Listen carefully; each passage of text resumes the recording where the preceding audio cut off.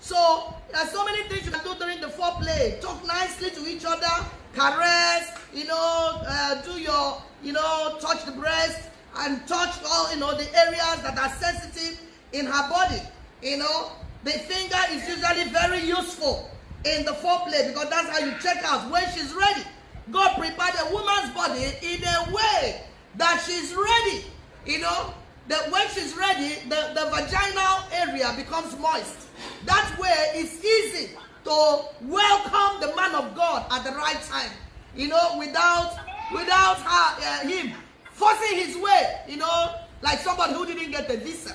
So it's so important that you do the necessary things to get that area ready.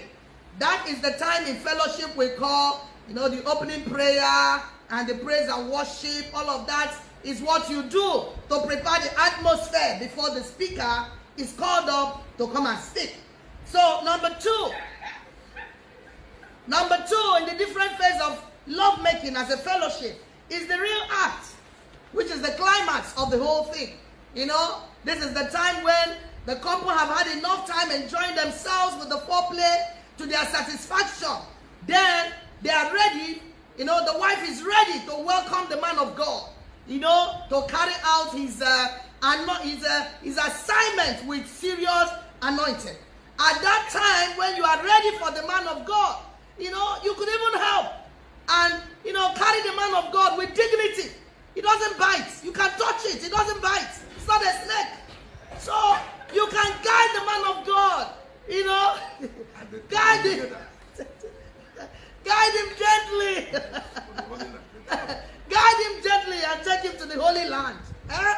And then, as he's doing his work, his assignment, both of you are bursting in tongues. Because at that level, he will do his assignment with so much anointing.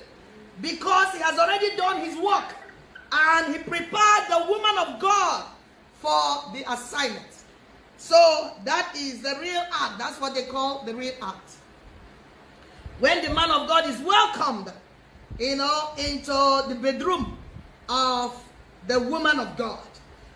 There's something you need to do, as a way of, warming up the sex muscles. When a woman is weeing, when you are urinating, you can be holding back the urine from time to time. It has a way of flexing the sex muscles. The same thing with the man. That way you don't ejaculate very quickly. Because when a man ejaculates very quickly, then it frustrates the wife. If he has not been able to take the wife anywhere yet, and he just ejaculates like that, she could be very frustrated. So at that level, when the man of God is in operation with high anointing, you can present your request before the Lord. You can blast in tongues. Whatever you ask the Lord to do for you at that time, you can be sure that it's already answered.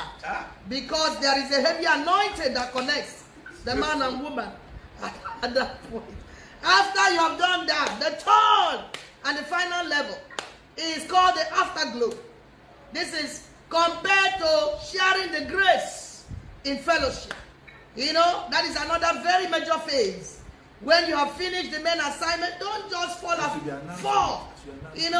and begin to snore. Of course, you must have done all the announcement and the special numbers and the testimonies. They are all part of what came before the man of God came. So after the man of God has finished the assignment, in the afterglow, there can be offering time. You can give offering. There can be some beautiful things that can be exchanged, some beautiful promises that can be made. Still just be in each other's embrace. And then before you can even choose to sleep in each other's embrace. It is at this time that you share the grace in fellowship, and then you can have your closing prayer and make sure that it is done very well. Don't sleep and then while your wife is still awake, make sure you carry your wife along. And